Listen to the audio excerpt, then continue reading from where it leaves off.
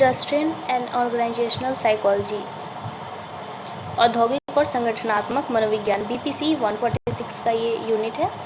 Unit 1 है। इसका first block एक ही यूनिट का है। इसमें टोटल 4 ब्लॉक्स दिए हुए आपके और 12 यूनिट है इसमें। इसका आई थिंक पेपर जो है 2 घंटे का होगा, 50 मार्क्स का। अब मैं श्योर नहीं हूँ पूरी, बट फिर भी क्योंकि इसका जो एग्ज़ाम का पैटर्न है उस हिसाब से 2 घंटे का होना चाहिए। और इसके जितने भी प्रीवियस ईयर के क्वेश्चन थे वो हालांकि कोर्सेज अलग थे, बट फिर भी इसका जो कोड था सेम था, इसका टाइटल भी सेम था, तो उस हिसाब से 50 मार्क्स से सबके क्वेश्चन पेपर थे, तो इसका मे बी 50 मार्क्स का हो सकता है। इसका फर्स्ट यूनिट हम देख लेते हैं। औद्योगिक मनोविज्ञान की परिभाषा। औद्योगिक और संगठनात्मक मनोविज्ञान जो है कर्मचारियों, कार्यस्थलों और संगठनों का वैज्ञानिक अध्ययन है। ठीक है, यह व्यवहारिक मनोविज्ञान की एक शाखा है। औद्योगिक मनोविज्ञानी संस्थाओं में बेहतर प्रदर्शन और सफलता में एक महत्वपूर्ण भूमिका निभाते हैं। औद्योगिक मनोविज्ञान को IO यानी इंडस्ट्रियल एंड ऑर्गेनाइजेशनल साइकोलॉजी भी कहते हैं। मनोवैज्ञानिक कर्मचारियों के व्यवहार और दृष्टिकोण को पढ़कर, यानी उसके जो बिहेवियर होते हैं और उनका जो नज़रिया होता है उन पे स्टडी करते हैं और उसमें उसके अनुसार उसको बेहतर बनाते हैं, उसमें सुधार लाने की कोशिश करते हैं। इसका हिस्ट्री थोड़ा सा हम देख लेंगे। इसको औद्योगिक मनोविज्ञान का हिस्ट्री जो है इसका विकास जो हुआ था हमारा अमेरिका में हुआ था। America, London, Australia, Germany, Netherland और यूरोपीय जैसे बड़े बड़े देशों में हुआ था। 1880 में प्रसिद्ध मनोविज्ञानी विल्हेम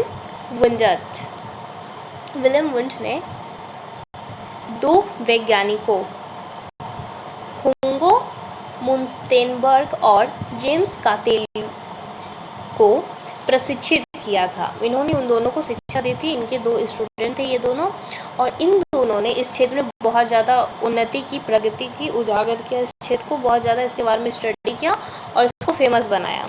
इस विषय को ऐतिहासिक उद्गम व्यक्तिगत मतभेदों, मूल्यांकन और कार्यपालन पर आधारित है। मनोविज्ञान के इस क्षेत्र को विश्व युद्ध के समय प्रमुखता मिली थी। अच्छा, विश्व युद्ध के समय क्यों मिली थी? क्योंकि उस समय ना युद्ध के दौरान मैदान पर किन सैनिक के समूहों को आगे किया जाए और उनसे कौन सा कार्य करवाया जाए, इन सब में जो दुविधाएं आ रही थी, तो इसका जब सॉल्यूशन औद्योगिक मनोविज्ञान ने दिया तो उस टाइम ही इसका जो क्षेत्र था वो फेमस होने लगा। मनोवैज्ञानिक वास्तव में उद्योगों में क्या करते हैं? मनोवैज्ञानिक वास्तव में उद्योगों में करते क्या हैं? परंपरागत रूप से औद्योगिक मनोविज्ञान से मतलब क्या है हमारा?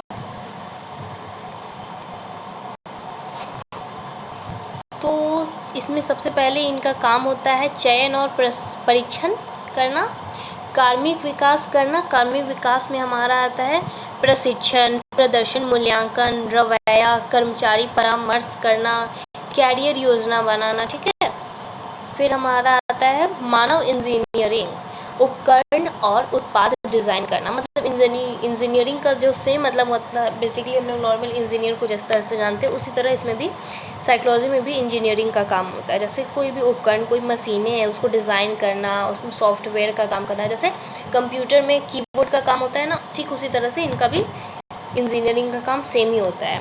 उत्पादकता अध्ययन, कार्यकर्ताओं में थकान, एक रास्ता, अनुपस्थिति, काम के माहौल के भौतिक पहलू, उदाहरण के लिए प्रकाश और तापमान है ना, सब चीज़ को बैलेंस करके रखना इंडस्ट्रियल साइकोलॉजी का काम है। मानवीय संबंध, यानी एक इंसान का, एक कर्मचारी का अपनी फैमिली से, अपने रिश्तेदारों से कैसा रिलेशन है, उनका उनसे कैसा रिलेशन है, पूरे संगठन से जो उस कर्मचारी का कैसा रिलेशन रहा है, और कर्मचारी के साथ जो हमारे संगठन या बाकी कर्मचारियों का कैसा रिश्ता नाता रहा है, उन सब के बारे में रिसर्च करना। दुर्घटनाएं और सुरक्षाएं आदि, मतलब जो भी दुर्घटनाएं हो रही है उस पर ध्यान देना, उससे बचाव करना। और कर्मचारी की सेफ्टी भी संगठन का, इंडस्ट्रियल औद्योगिक संगठन का जो काम होता है, इनका काम होता है मनोविज्ञान का। अब हम संगठनात्मक मनोविज्ञान की परिभाषा देख लेते हैं और इन दोनों का फिर फर्क देखेंगे, दोनों में डिफरेंस।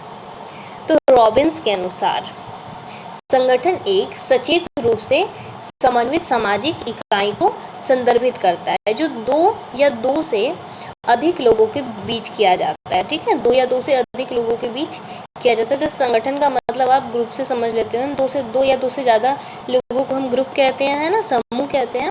तो इसमें भी वही चीज़ है, जो एक सामान्य लक्ष्य या लक्ष्यों के सेट को प्राप्त करने के लिए अपेक्षाकृत निरंतर आधार पर कार्य करता है।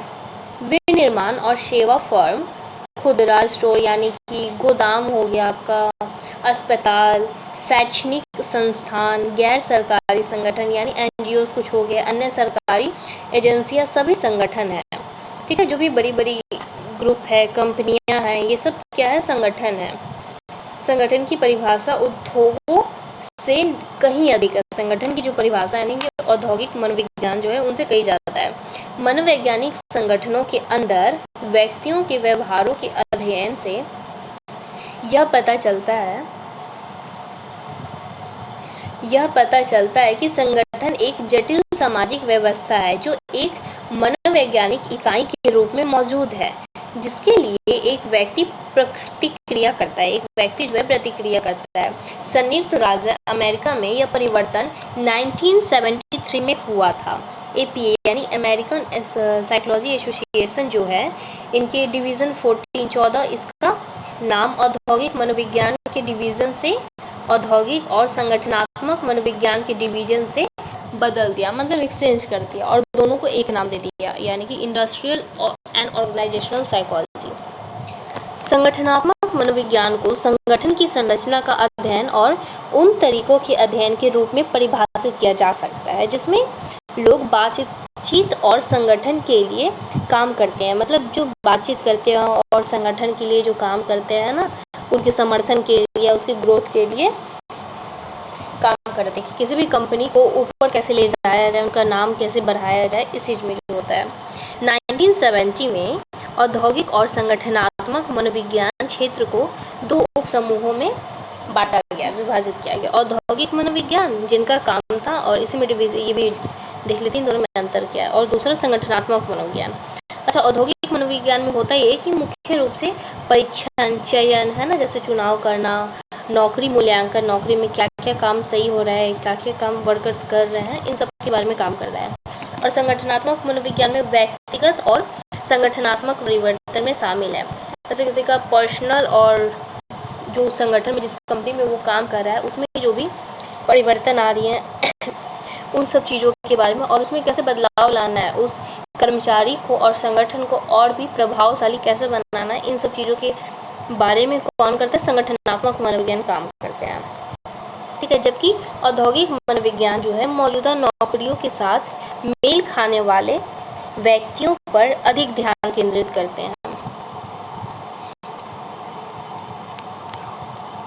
संगठनात्मक मनोविज्ञान नौकरियों, पारस्परिक और संगठनात्मक स्थितियों को संशोधित करने में रुचि रखते हैं, अभिन्यास।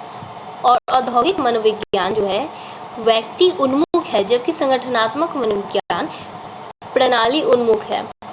और औद्योगिक मनोविज्ञान में अनुसंधान पद्धति काफ़ी हद तक प्रयोग, मतलब इनके बारे में जो भी इनका जो अलग अलग धारणाएं वो दिया गया, जबकि संगठनात्मक मनोविज्ञान जो है डेटा प्राप्त करने के लिए कम कठोर और मानवतावादी और नैतिक विधियों का उपयोग करने में इच्छुक रहते हैं।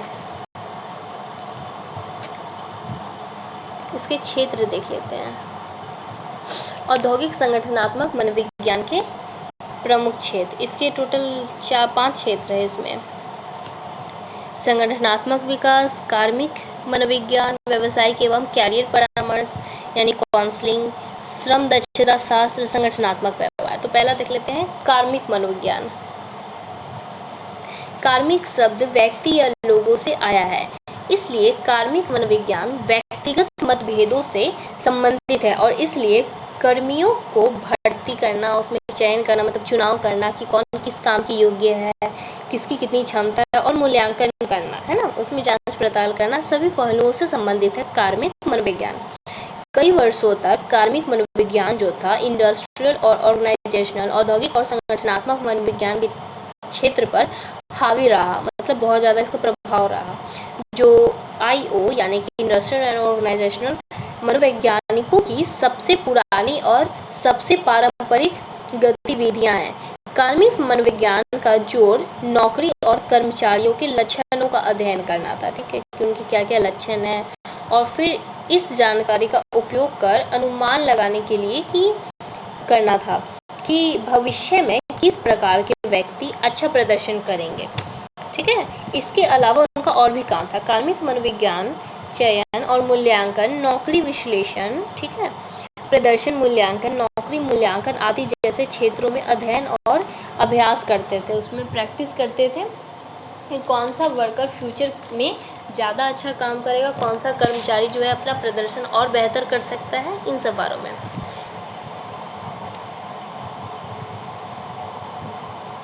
फिर दूसरा है हमारा संगठनात्मक व्यवहार। ये सब हमारा किसके अनुसार बताया जा रहा है? रॉबिन्स के अनुसार, ठीक है। तो रॉबिन्स के अनुसार इस संगठनात्मक व्यवहार को ऑर्गेनाइजेशनल बिहेवियर कहते हैं, ओबी। संगठनात्मक व्यवहार लोगों के विचारों, भावनाओं और कार्यों को स्थापित करने के लिए कार्य से संबंधित है, ठीक है। जो उनके सोच विचार होते हैं, भावनाएं होती हैं, उनको स्थापित करना है ना, कंट्रोल करना, और उनका फोकस जो है उनके संगठन पर, उनका जो कंपनी है उसमें लगाना इनका काम होता है। एक व्यक्तिगत व्यवहार को समझना अपने आप में एक चुनौती का काम है, लेकिन एक संगठनात्मक वातावरण में समूह व्यवहार को समझना एक स्मारकीय प्रबंधकीय कार्य है। उदाहरण के लिए, यदि कोई संगठन उच्च कर्मचारी टर्नओवर या कर्मचारियों के बीच टीम वर्क की कमी की समस्याओं का सामना कर रहा है, तो कंपनी के अध्ययन के लिए, तो कंपनी के बचाव के लिए क्या करेंगे? हम संगठनात्मक व्यवहार को देखेंगे, और संगठनात्मक व्यवहार जो है, जो संगठन है वो क्या करेगा, इस जो टर्नओवर के लिए क्या करना चाहिए, इसे कैसे बचना चाहिए, इसमें सुधार कैसे लाना चाहिए, इसके बारे में कर्मचारियों को सिखलाएगा, बताएगा, और कंपनी के लिए वो हेल्प करेगा, ठीक है। एक संगठनात्मक व्यवहार वैज्ञानिक को बुलाया जाता है और टर्नओवर को कम करने के लिए सुझाव लिया जाता है कि कैसे हम इस चीज़ को बेहतर कर सकते हैं। संगठनात्मक व्यवहार शब्द जो है तीन समूह में बटा हुआ है, व्यक्तिगत समूह और संगठनात्मक समूह। फिर हम दक्षता शास्त्र देख लेते हैं, इसको कहते हैं एर्गोनॉमिक्स। इस शाखा को इंजीनियरिंग मनोविज्ञान भी कहते हैं, इसे वो कहते हैं इंजीनियरिंग मनोविज्ञान। तो इसमें बेसिकली इंजीनियर जैसे काम करते हैं उसी टाइप का इसमें भी काम है। देखो, इंजीनियरिंग मनोविज्ञान मशीनरी और उपकरणों की डिज़ाइन के माध्यम से संगठन के मानवीय मुद्दों को संबोधित करते हैं, जो विशेष रूप से मानवीय समूह, जो इंसानों का जो समूह को ध्यान में रखते हुए यह मनोवैज्ञानिक कार्यस्थल पर कर्मचारियों के तनाव और थकान को कम करता है। जैसे उनका काम को आसान बना देता है। उनमें कोई मालूम मशीनरी कोई प्रॉब्लम है, उनको समझ में नहीं आ रहा है कर्मचारी को। जैसे मालूम मैंने कोई नया फ़ोन लिया है, ठीक है, अब मुझे उसका यूज करने नहीं आ रहा, मैं चलाने वाली कीपैड, अब मेरे हाथ में स्मार्टफोन आ गया तो मुझे चलाने नहीं आता, तो इसमें मैं किसी की हेल्प लूँगी, है ना। या कोई इंजीनियर आएगा, इसमें कुछ मान लो कुछ इफेक्ट हो गया, कुछ खराबी हो गई, कुछ प्रॉब्लम आ गया, तो इसको कौन ठीक करेगा? इंजीनियर ठीक करेगा ना, इसमें कुछ चेंजेस लाएगा, कुछ डिज़ाइन बनाएगा, है ना।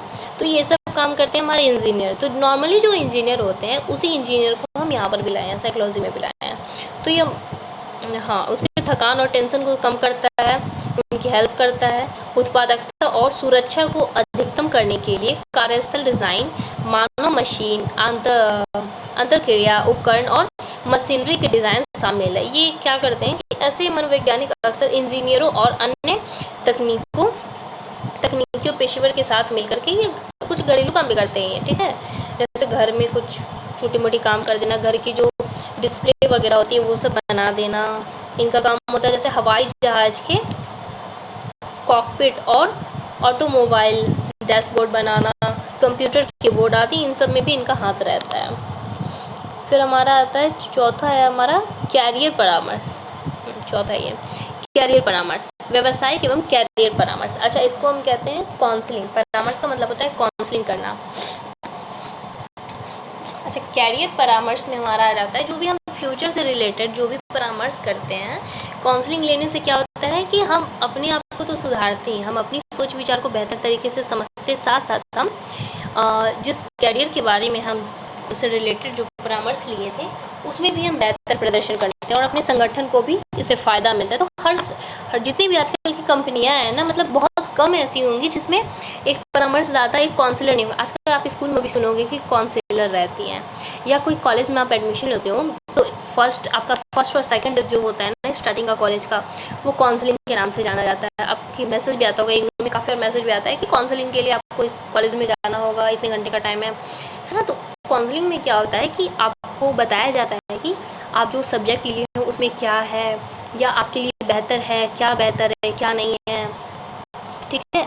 तो ये नॉर्मल इंसानों के लिए तो ज़रूरी है ही, प्लस ये किसी भी संगठन, किसी भी ग्रुप के लिए, किसी भी कंपनी के लिए भी उतना ही महत्व रखता है जितना हमारे लिए रखता है। कैरियर परामर्श मनोविज्ञान की एक शाखा है जो व्यक्तियों को काम की दुनिया में उनकी आजीवन भूमिकाओं के बारे में निर्णय लेने और इस पसंद प्रक्रिया के दौरान उत्पन्न होने वाली समस्याओं को हल करने में सहायता करती है। इन किट्स का कहना था, व्यावसायिक परामर्श के माध्यम से व्यक्ति अपने लिए सही कैरियर पर निर्धारित कर सकते हैं, यहाँ तक कि एक नए कैरियर की पहचान करने में भी। जैसे आपको कुछ नया कैरियर चूज़ करना है, आपको कुछ, जैसे मान लो सपोज आप कुछ क्रिकेटर बनना चाहते हो या आप कोई सिंगर बनना चाहती हो, तो आपकी फैमिली जो है वो कह रहे हैं कि नहीं, तुम बिजनेस जो है हमारा फैमिली बिजनेस, उसको संभाल लो, और बॉय को कहा जा रहा है कि तुम अब्रॉड चले जाओ, बाहर चले जाओ पढ़ाई करने, वहाँ कोई जॉब देखो, है ना, बढ़िया से कमाना, पैसे आएंगे, नाम होगा। ये क्रिकेट में क्या रखा है, सिंगिंग में क्या रखा है। तो आप एक समय के लिए मान लो सपोज आपने वो काम कर लिया जो आपके पेरेंट्स बोल रहे हैं, घर वाले बोल रहे हैं, समाज बोल रहे हैं, लेकिन वो क्या होगा कि आपको खुशी नहीं देगा, वो उनको खुशी देगा, और एक समय पे क्या होगा कि आप थक जाओगे, ज़िंदगी से परेशान हो जाओगे, है ना। तो इससे बेहतर है कि आपको जो पसंद है आप वो करोगे। तो कैरियर काउंसलर जो होता है, कैरियर परामर्श, वही बतलाता है कि आपको कैसे अपनी चीज़ों में सुधार लाना है, क्योंकि अगर कोई आप दूसरों की पसंद से चीज़ों करोगे तो जाहिर सी बात है कि हम नाखुश रहेंगे, चाहे वो लाइफ पार्टनर हो या कोई जॉब हो।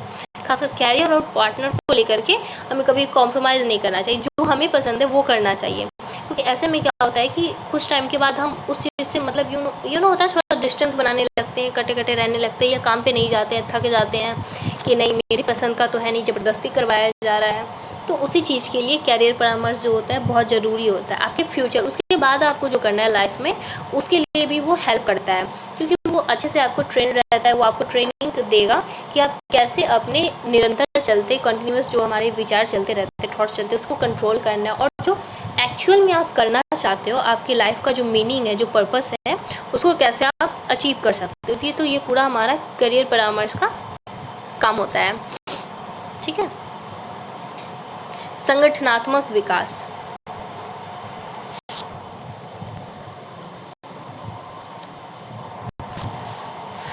संगठनात्मक विकास एक व्यवस्थित प्रयास है जिसे आमतौर पर प्रबंधन द्वारा समर्पित किया जाता है।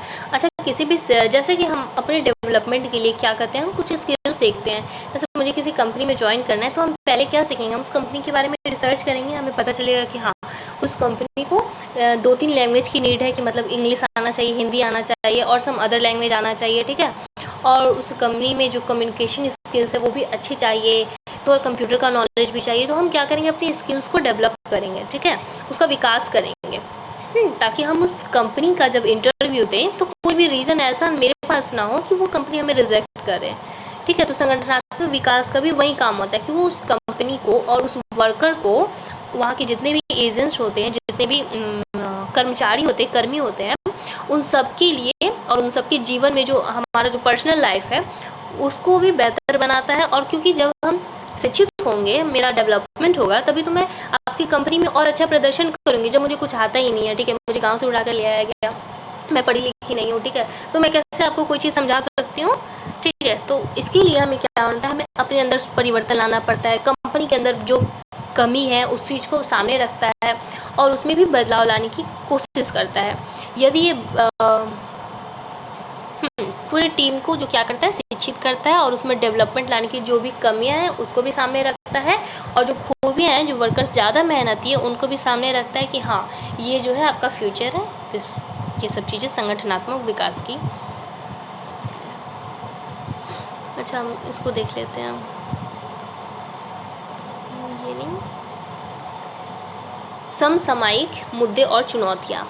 इसमें पहला हमारा जेंडर भेदभाव और यौन उत्पीड़न। अच्छा, जेंडर भेदभाव में सबसे पहले हम आपको भी पता चल गया हो कि इसमें हाँ महिलाएं और पुरुष में जो जेंडर भेदभाव है, आमतौर पर जो जेंडर भेदभाव कल होता था वो आज भी कहीं ना कहीं है। किसी भी आप देखो कि कंपनी में, बड़ी बड़ी कंपनियों में भी महिलाओं को ऊंचे पद पर नहीं रखा जाता है, क्योंकि लोगों का ये मानना रहता है कि उनका जो सोचने का तरीका या वो हैंडल नहीं कर पाएंगी। अब जो महिलाएं जो इतने सारे बच्चे, घर परिवार, फैमिली, जॉब सबको एक साथ हैंडल कर लेती हैं, लेकिन वहीं कुछ लोगों का या कुछ कंपनियों का, कुछ समाज का ये मानना है कि वो अच्छे से कंपनी को हैंडल नहीं कर पाएंगे, वो बिजनेस नहीं संभाल पाएंगे, इसलिए उनको उनके पद से ऊंचा पद उनको दिया ही नहीं जाता, भले ही वो कितनी मेहनती हो, कितना भी अच्छा प्रदर्शन कर रही हो। तो वही बात इसमें कहा गया कि महिलाओं को अभी भी संगठनों में उच्च पद नहीं दिए जाते हैं। जेंडर संवेदीकरण एक बहुत ही महत्वपूर्ण पहलू है और इसमें बदलाव लाने की हमें बहुत ज़रूरत है, आवश्यकता है कि इसमें हम चेंजेस लाएं, जेंडर भेदभाव को दूर करें, इसको मिटाएं, ख़त्म करें। हाँ, इसमें पुरुषों का भी समर्थन चाहिए और महिलाओं का भी अपने बिहेवियर में, अपने वर्ताव में, अपने कर्तव्य में और अच्छा प्रदर्शन करना होगा, ताकि लोगों को लगे कि हाँ हम कुछ कर सकते हैं। ठीक है, तो दोनों का तालमेल होना ज़रूरी है। यौन उत्पीड़न भी एक ऐसा मुद्दा है जैसे संगठनों में, अच्छा यौन उत्पीड़न का मतलब होता है जैसे सेक्सुअली किसी को हरास करना है ना, परेशान करना, जैसे बैड टच, गुड टच होता है ना, किसी की मर्जी के खिलाफ उसे टच करना या फिर किसी के प्राइवेट पार्ट्स को टच करना, भले ही वो खुद से करे या किसी भी सामान से करे। ठीक है, जैसे फिंगर हो गया है ना, हेयर हो गया, इस तरह से कोई उसके बॉडी को टच करता है, चाहे वो मेल हो या फीमेल हो। ठीक है, ऐसे फीमेल के साथ भी आजकल, लड़कों के साथ भी बहुत ज़्यादा यौन उत्पीड़न होने लगा है। तो इन सबको कंट्रोल करना और इन सब के बारे में सोचना, ये सब एक क्या हो जाता है, हमारा चुनौती हो जाती है और ये मुद्दे हो जाते हैं, समसामयिक मुद्दे। ठीक है, बदतमीजी करना, बदसलूकी करना, जैसे ट्रेन बस में हो जाता है, भीड़ भाड़ में कोई भी कहीं भी टच कर देता है या फिर बदतमीजी करता है, गाली गलौज करता है, अपमानित करता है, ये सब भी यौन उत्पीड़न में आ जाते हैं। या बैड कमेंट करना, ठीक है, रास्ते में आप सुने होंगे कुछ लड़के लड़कियां ग्रुप बना करके कमेंट करती हैं एक दूसरे पे, है ना, गंदे गंदे, तो वो सब चीज़ें आ जाती हैं। फिर गुणवत्ता सुधार और कुल गुणवत्ता प्रबंधन। किसी भी संगठन को ग्राहकों और ग्राहक की, जैसे ग्राहक जो हो गया कस्टमर, जैसे मान लो कि मैंने एक दुकान खोला, ठीक है, अब मेरी जो है ग्रोसरी की दुकान है, ठीक है, राशन का सामान मिलता है मेरे दुकान पे। अब क्या हो रहा है कि कुछ दिन बाद मेरे दुकान पर कुछ लोग आ रहे हैं और बोल रहे हैं, बहुत ज़्यादा डिमांड आ रही है कि आप मिल्क भी प्रोवाइड करो, आप दही भी प्रोवाइड करो, है ना। बेसिकली मतलब ये है कि उनका कहने का मतलब है कि डेयरी प्रोडक्ट भी है, उनको ज़रूरत है उस चीज़ की, और वो जो है हमारी कॉलोनी से ज़्यादा दूर में मिलता है, तो वो जा नहीं पाते, और मेरा दुकान जो कॉलोनी में ही है, तो वो चाहते हैं कि हम ये सब चीज़ें भी प्रोवाइड करें। तो हमें इस चीज़ के बारे में ज़्यादा सोचना होगा, चिंतन करना होगा, और उनके लिए, क्योंकि हम अगर उनके लिए हम उनको बोलेंगे ठीक है हम कल ला देंगे, ठीक है दूसरे दिन ला देंगे, फिर अभी नहीं है, हम बार बार नहीं बोलेंगे, तो ग्राहक हमारे दिन पर दिन कम हो जाएंगे। उनको ऐसा लगेगा कि ये दुकान जो है ये बेकार है, हमको जो चीज़ चाहिए इसमें तो है ही नहीं, मेरी ज़रूरत का चीज़ है ही नहीं, तो हम क्यों आए इसके पास, है ना। तो ये बात हो जाएगी, तो हमारे जो पुराने ग्राहक भी है वो चले जाएंगे दूसरी दुकान पे, हमसे ग्राहक हमारा छिन जाएगा। तो इसके लिए उनकी बातों का ध्यान रखते हुए हमें अपनी दुकान में फ्रिज का बंदोबस्त करना होगा, और जो भी डेयरी प्रोडक्ट्स आते हैं, दूध, पनीर, मक्खन जो भी होते हैं, बटर वगैरह, तो उन सबको धीरे धीरे प्रोवाइड करना होगा, क्योंकि ग्राहक को नाखुश करने से हमारा ही घाटा होगा। ठीक है, तो इन सब बातों का भी ध्यान रखना, और ये सब भी बहुत ही चुनौती वाली बात है। फिर कौशल में सुधार। बाजार की चुनौतियों का सामना करने के लिए संगठनों को तकनीकी, संरचनात्मक और पर्यावरणीय परिवर्तन में लगातार सुधार करना पड़ता है। ठीक है, जैसे भी आपको मान लो कोई चीज़ पता चली कि आपकी ये कमी है, आप जो है कोई सामान देने में, मान लो मैंने दुकान ही है, तो मैं कोई भी सामान देने में या वजन करने में बहुत टाइम लगा रही हूँ, तो इससे क्या होगा, इसमें हमको बदलाव करना होगा, क्योंकि ऐसे हम करेंगे 10 घंटा एक कस्टमर को रुका कर रखेंगे या 1 घंटे तक पैसे ही गिनते रहेंगे, तो क्या होगा, कस्टमर भाग जाएगा, है ना। तो उस चीज़ में भी हमको विकास करना है, अपने अंदर में विकास करना और अपनी गति को बढ़ा रहा है ना, जो भी कमियां हैं उन सबको सामने रखना है और उस पर वर्क करना है, काम करना है। इसलिए संगठन के लिए प्रशिक्षण यानी कि ट्रेनिंग, प्रशिक्षण का मतलब होता है ट्रेनिंग, आवश्यकताओं की पहचान करना और फिर प्रशिक्षण और विकास करना। देखो अभी मैंने बोल दिया, डेवलपमेंट करना बहुत ज़्यादा जरूरी है। फिर कार्यबल विविधता, विभिन्न आयु, लिंग, जेंडर समुदायों, संस्कृति और विभिन्न समाजों से संबंधित विषम कार्य बल की भर्ती में वृद्धि के साथ संगठन के लिए विविध कार्य बल का प्रबंधन करना एक चुनौतीपूर्ण कार्य बन चुका है। कर्मचारी अपनी सांस्कृतिक पहचान, मूल्य और जीवन शैली को बनाए रखने की कोशिश करते हैं, भले ही उन्हें संगठन के एक सामान्य मानदंड का पालन करना पड़े। देखो कर्मचारी का जो है कुछ उनकी संस्कृति भी हो सकती है, जैसे मान लो कोई उनका बोली चाली, उठने बैठने का ढंग है या कपड़े पहन का ढंग है, कुछ उनकी सांस्कृतिक चीज़ें भी हैं। अब हमको क्या करना है, अगर हम संगठनात्मक मैनेज, हम किसी कंपनी को संगठनात्मक मैनेज कर रहे हैं, संगठनात्मक या औद्योगिक साइकोलॉजी कर रहे हैं, उसमें मनोविज्ञान का परिवर्तन कर रहे हैं, तो हमको क्या करना होगा, उनके मन को भी ध्यान में रखना होगा कि उनको कोई ठेस ना पहुँचे, उन्हें हर्ट ना हो, क्योंकि ऐसा होगा तो वो क्या करेंगे, धीरे धीरे उनका काम से मन उठ जाएगा, उनका मनोबल टूट जाएगा, ठीक है। फिर वो भागे भागे करने लगेंगे कि नहीं मुझे जाना है, मुझे काम पसंद नहीं आया, मुझे मेरे साथ जागती हो रही है। तो उनकी सांस्कृतिक बातों को, उनकी भावनाओं को भी मद्देनजर रखते हुए हमें कोई भी परिवर्तन करना होगा या उन्हें समझाना होगा। ये भी थोड़ा मुश्किल काम होता है कि हमको उनको भी हर्ट नहीं करना है और अपने संगठन का वृद्धि भी करना है, तो ये सब चुनौती वाली काम आ जाती है। फिर आता है वैश्वीकरण हमारा। अच्छा, वैश्वीकरण का मतलब ये होता है, ये सोशियोलॉजी में बहुत बार यूज हुआ है ये वर्ड, संपूर्ण विश्व को एक बाजार का रूप प्रदान किया जाता है इसमें, ठीक है। वैश्वीकरण एक ऐसी घटना है जिसने अंतर्राष्ट्रीय स्तर पर व्यापार को बढ़ावा दिया है। संगठन बहुराष्ट्रीय कंपनियों में बदल गए हैं और विभिन्न देशों में इसकी संख्याएं हैं। बहुराष्ट्रीय कंपनियों के प्रबंधकों को कई चुनौतियों का सामना करना पड़ता है, जैसे है ना, बाहर की जो कंपनियां होती हैं उनको कितनी सारी प्रॉब्लम सामना करता है। मान लो ट्रांसपोर्ट का काम, इधर उधर है ना, कुछ सामान भेजना, नेपाल से भूटान भेजना, बिहार से बंगाल भेजना, है ना, इधर उधर ट्रांसपोर्ट का काम होते रहता है, तो इसमें बहुत सारी चीज़ें परिवर्तन आती है, जलवायु का परिवर्तन, वातावरण का चेंजेस आता है और सामान कभी कभी टूट फूट भी जाते हैं। तो इन सब चीज़ों को भी ध्यान में रखना, भरण पोषण करना, सबका देश के कर्मचारियों का भरण पोषण और प्रतिधारण उनके लिए एक चुनौती बन जाता है।